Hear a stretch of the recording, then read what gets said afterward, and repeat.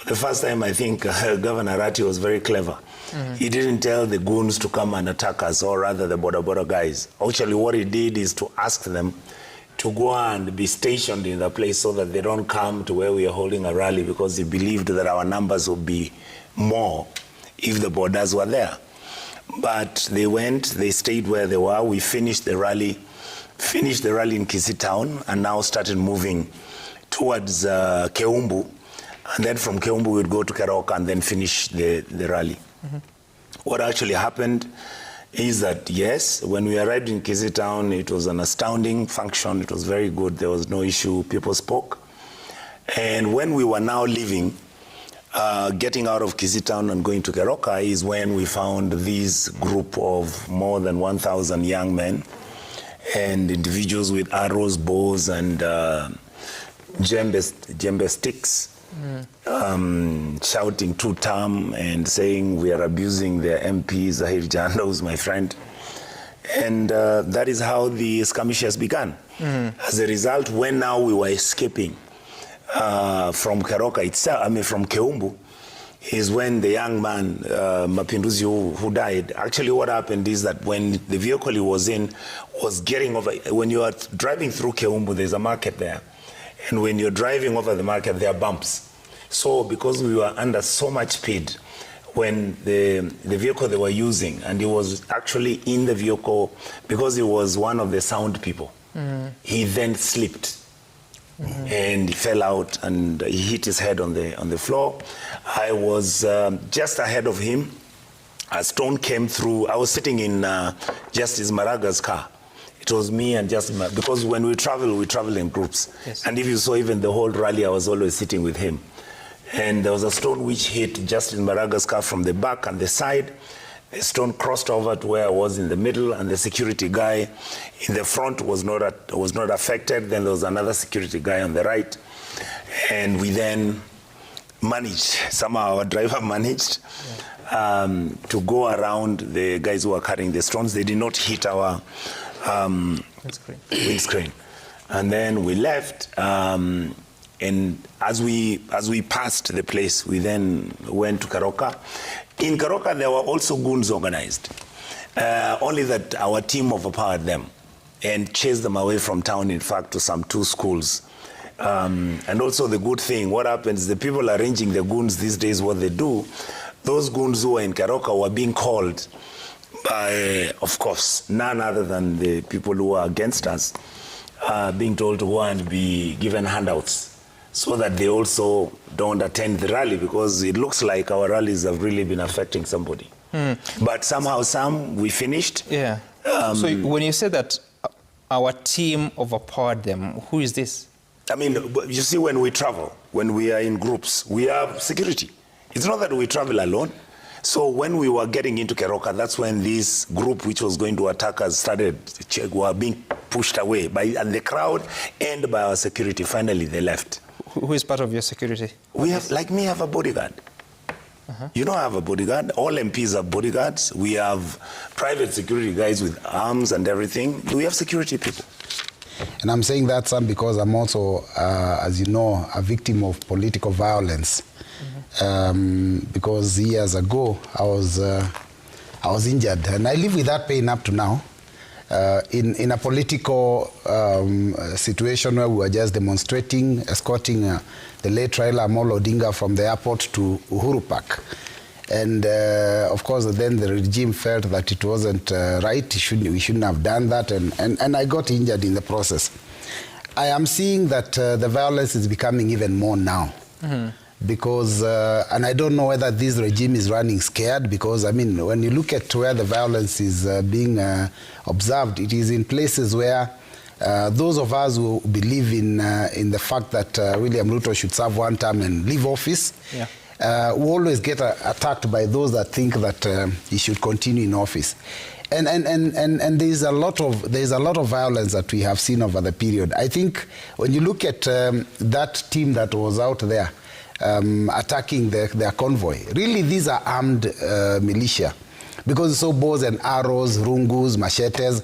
How in today's day and age do you have a militia group of hundreds of youth? I mean, the photos speak volumes. And in a country which is governed by the rule of law. And they go to a market and they say that you cannot stop here and speak because you will speak against our member of parliament. Words of the leaders cannot be as dangerous as the kind of weaponry and violence that these people have meted out. In the process, they've killed an innocent person, a sound man, a person who was just trying to earn a living. I don't know what to do, but I condemn in the strongest possible terms this kind of misbehavior by this regime. And I think you know that we have in this country we have institutions. It is so unfortunate that so many years down the road we keep having incidents like this. And you know, a few people will be arraigned in court, and after a week or two, that story dies. I don't know what needs to happen. I think we need to also stop dealing with these young men that are being hired. These are unemployed young people. They have you know, these are people who probably you know, fate has dealt them a very negative blow. They have no employment. You know, the education in this country is too expensive for them. Healthcare is unaffordable. So what happens is that because of this desperation, they can be used by political leaders so that they can go and do these kind of things. My proposal would be from now, let us see those that are involved, because I can tell you, it is possible for our security agencies to find out who is it who paid these people. These people, even these rungus you can see, they look the same, they came from one shop. Somebody paid for them. Those bows and arrows, somebody paid for them. Let them just catch that culprit and send one person to jail, so it becomes a message to all those political leaders that believe that the only way to remain in office is to use violence. Otherwise, it is unfortunate that instead of going forward as a country, we are going backwards. And I think this regime, honestly, they need to start packing up. By August 2027, this regime has to leave. Otherwise, if we continue in this trajectory, another 5 years, there will be no country left in 2032. William Ruto must leave office. When people come out to the streets and they're armed and they're shouting two-term, who are they supporting? That's what I'm asking. I totally believe that these people are sponsored goons of the regime. These are the same sponsored goons that went and attacked, different goons but under the same script, went and attacked people in All Saints Cathedral in Nairobi when they were discussing the budget. These are the same goons that were hired at one time when we were in Tharaka Nithi with my party leader to go and stop us from addressing people. This is a regime plan. This regime is running scared, Sam, and they do not want our alternative voices to be heard. Outside in the streets, even in parliament, they do anything possible to make sure that we are not heard. And you know, the ultimate way of silencing us is to destroy us and finish us and kill some of us like Osiemo. Osiemo can no longer talk. So, Sam, I think this is a regime script. It is making Kenyans scared. They're preparing for us to be unable to get out of our houses by 2027 when the elections come. But we are telling them, we are not scared. We will be out there, we will campaign, and our people will come out and vote them out of office. But I also want to say that we want to thank the police, because so far we've actually seen people that have been arrested, and there's a swift action that needs to be taken. As to whether this is state-sponsored or not, I want to completely differ with my colleague here, because goons are not state operators. So when we see goons on the street, we cannot link them to the state. We cannot link them to any political party. People have got their beliefs. If I believe that I'm a two-term person, like I believe now, I have the strong conviction of saying it's two-term. I do not need to be bought to say I am two-term. So if there is a section in Kisii town, Keumbu, that has got many supporters of the two-term movement, they've got all the right to say it is two-term, and that cannot be linked to a state. And again, it is very wrong for us to start linking this particular regime to violence. We've actually seen violence in this country for many, many years. If I take you back to the year 2021, where the current president was the sitting deputy president, he was terribly stoned. His convoy was terribly stoned in October. He was stoned while he was in a function in Busia. Nothing happened. He is the sitting deputy president, but he was torn by people that was believed, by goons that were believed to be linked to the state. The same happened in Kondele in November 2021. Nothing actually happened. We never saw people being arrested. So let us not say that it is this regime that needs to be packed and go because they are the ones that have actually orchestrated violence. Yeah, they are not the ones that have orchestrated violence. What needs to be done? And is it known who organized the violence in Kondele? Well, that is the reason why we are saying the police are under investigating. We actually saw the police commander Musa Imama say that they are now also investigating to see who are these people. And I've said already, The Kondele case you refer? No. In the Kondele case, there was nobody actually that was arrested. They took one person in. After some few days, they say he was innocent. He was left. But for this one, already 8 people the same day were taken in. So I cannot actually blame a regime. Just like we want to politicize everything, we cannot politicize and say that it is this regime that has caused violence. They link this thing from the regime. Because once we start saying that it's this regime, we fail to get the right thing. We fail to get the solution for this. Because I've given an example where the deputy president then, William Ruto, was actually pelted with stones and his convoy disturbed. And yet there was no arrest. My solution will be, it is very, pardon? You attribute the same to the regime then? Well, let me finish. I did not attribute it to a regime. There were goons that attacked the sitting deputy president twice in Kondele and in Busia. I have said, let us not attribute it to any regime and also to this regime, because what we said is, it is this regime that has crossed this and they need to pack and go. They are not panicking. It is a culture that has been developing in this country since. You remember the 2007. It was not the state. Goons were used in 2007 to actually destroy this country. This country was sinking because of goons, and then it becomes a whole circus. The state was innocent. The state was part of it, but goons were also part of it. The Mungiki that time. Mobilized by who? Mungiki, the Mungiki were goons. At that time, they were actually even taken to the ICC. So goons has actually been an interview. There is an interview. The leader of Mungiki was mentioned. Who was that? The leader of Mungiki was mentioned. Who? Of course you know. No. What do you mean? The leader of Mungiki. The leader of Mungiki, you know him. He was called Jenga. He was mentioned, and he was linked to some of the state actors. And the reason why I'm saying some, goonism and state actors, goonism and politicians, and that is where I want to bring my solution, because you've asked for solutions. One of the solutions that we need to do in this country is to actually scrap this thing we call the NCIC, National Commission on Integration. This commission is supposed to be the commission that is supposed to be looking at who is this that is funding the youth. Because this commission has been there since the creation of our constitution, this constitution 2010.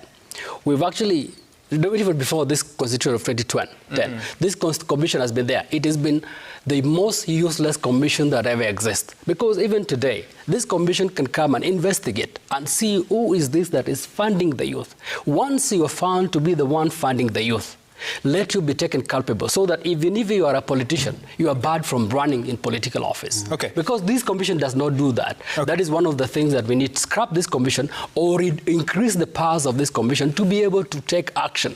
This commission by now should be the one that is speaking about culture of goonism, because we are not integrating as a country, we are disintegrating, and yet they are the ones who are supposed to bring us into integration. The second solution is the monitoring of the use of border borders. We've actually seen even those youths today, even those that the goons were taken in, most probably by border borders. We've actually seen many of the incidences where goonism is associated. It's associated with border borders. A lot of border borders, including the robbery we saw yesterday in the Westlands, a lot of them are actually perpetrated by the use of border borders. So if you can be able to start monitoring border borders and who uses them and who hires them, because if a border border is leaving a place with youths, that border border must have been funded by somebody.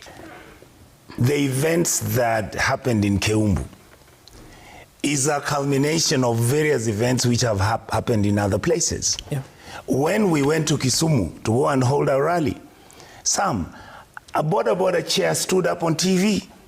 He said, the people who are coming here from Linda Mwananchi, please don't come. If you come, we'll teach you a lesson. Border. Just hold on, please. They are Kenyans. Why would a border rider have such impunity to stand up and face Kenyans on TV and say, you know what? We are going to beat you up and thoroughly teach you a lesson. We successfully managed to get into that city. And I can tell you this, that is when people knew who Babu Owino was. Because that young man was incredible. He went at night, he looked for those border guys, he talked to them. And we have now learned, this is what we've been doing in Kisii, that we realize that the border riders are not the problem. And this is what I'm telling my brother. The border riders have never been a problem. We have created a structure in this country, Sam, where we have dehumanized our people, where we have degenerated their very existence to the level that instead of them getting jobs and getting upliftment from other sector, from any sector to make sure they're actually running their lives, we are now making them state operatives. And I want to tell my brother this. You're very particular on state. Absolutely. You saw in Keumbu, the police, there are clips. Police officers are walking and the guys are throwing stones and the police officers are behind them.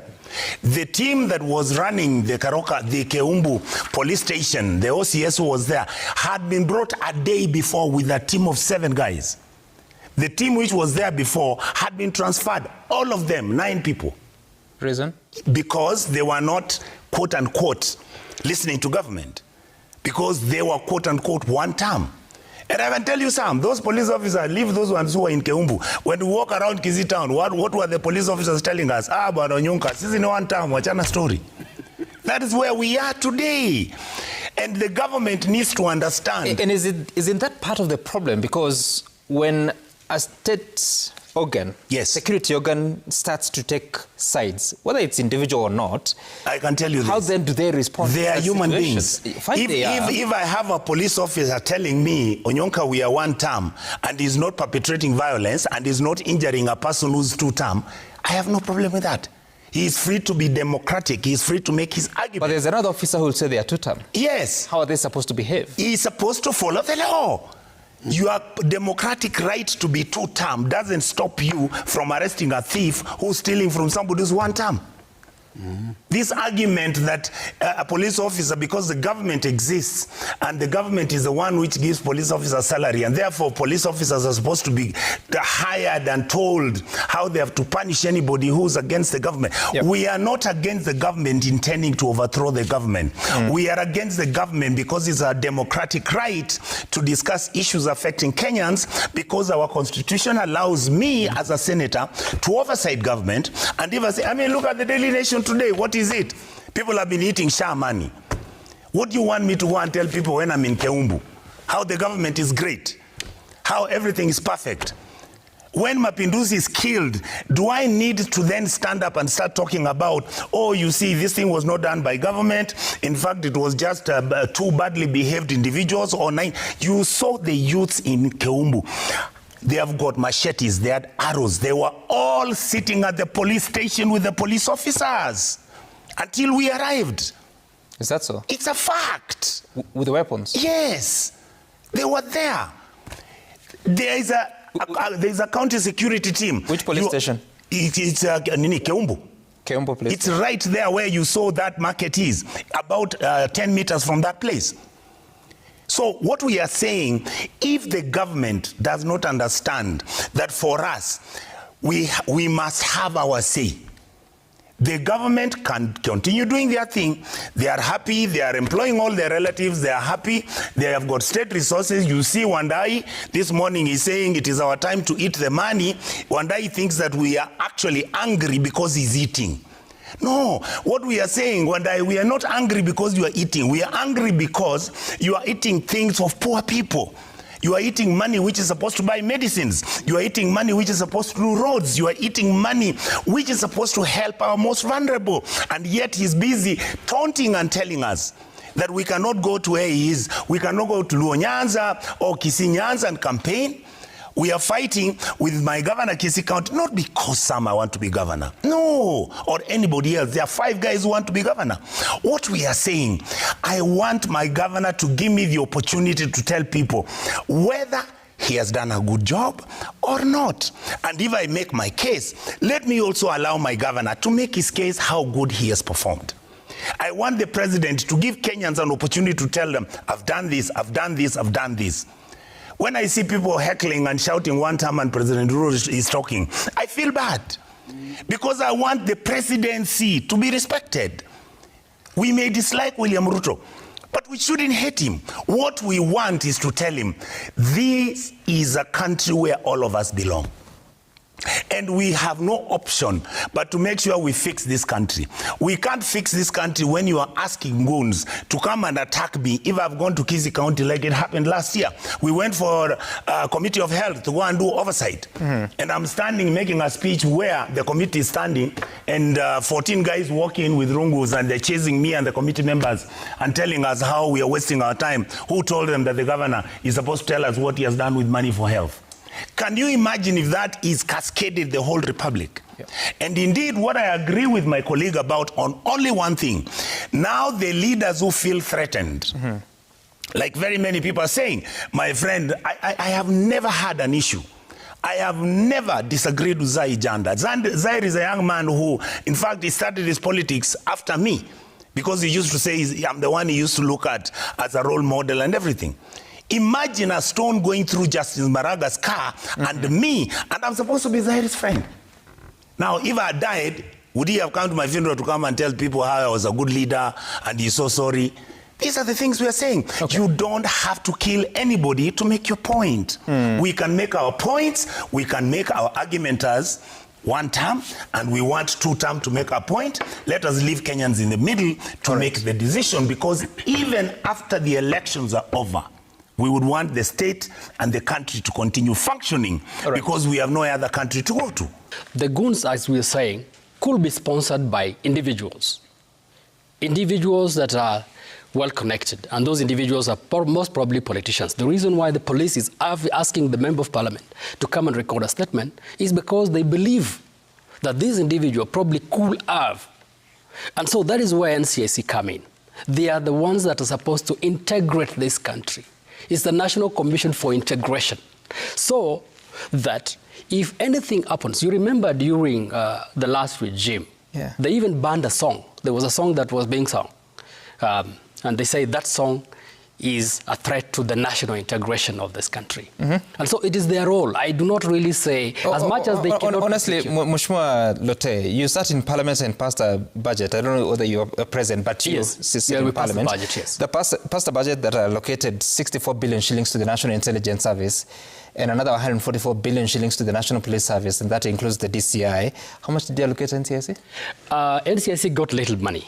But the thing so the question is, NIS and PS, intelligence-driven... And the reason why people were arrested yesterday, let us not just be blind to the fact... No, there's no blindness here. The question I'm asking you is, these are organs that are actually mandated to control the peace and security and safety that we witness in the country. It is true. It is true. I'm not... So really, is it NCIC to stop people from financing goons, really?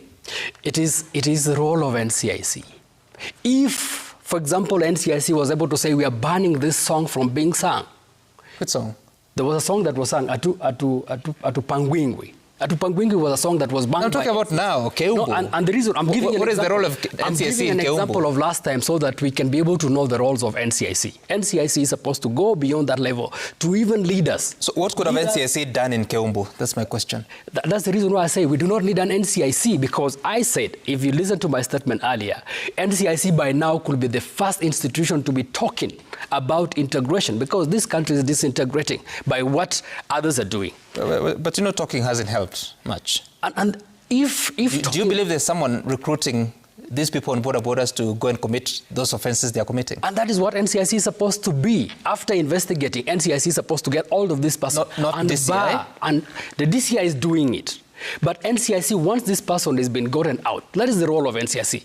I was supposed, first of all, found one of the days to be a leader in NCIC. They are now supposed to take charge and bar this person from actually participating in national events, including national elections. Yeah, persons that have characters that destroys the integration of this country cannot be allowed by NCIC even to run an election.